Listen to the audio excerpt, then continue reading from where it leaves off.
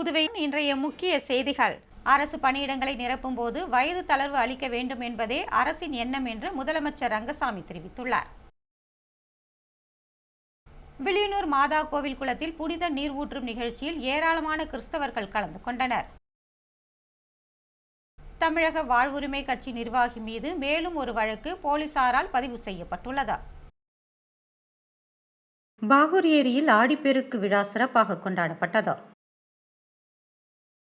புதுவையில் நடைபெற்ற ஆணழகன் போட்டியின் ஒரு பகுதியாக நடைபெற்ற போட்டிகளில் சிறுவர் சிறுமியர் பங்கேற்றனர். மாநில அளவிலான சிலம்ப போட்டியில் 100க்கும் மேற்பட்ட அணிகள் பங்கேற்றனர். கூனிமுடக்கு பகுதியில் எல் வடிவ கழிவுநீர் வாய்க்கால் அமைக்கும் பணியை சட்டமன்ற உறுப்பினர் சாய் ஜே சரவணன்குமார் தொடங்கி வைத்தார். ரெட்டியார்பாளையம் புனித ஆந்திரேயா கிளை சபை சார்பில் இரத்த தான முகாம் நடைபெற்றது. முன்னாள் சட்டமன்ற உறுப்பினர் கார்த்திகேயன் பிறந்தநாள் விழா நலத்திட்ட உதவிகள் வழங்கி கொண்டாடப்பட்டது. புதுவை முத்தியால்பேட்டையில் EKYC முகாம் நடைபெற்றது.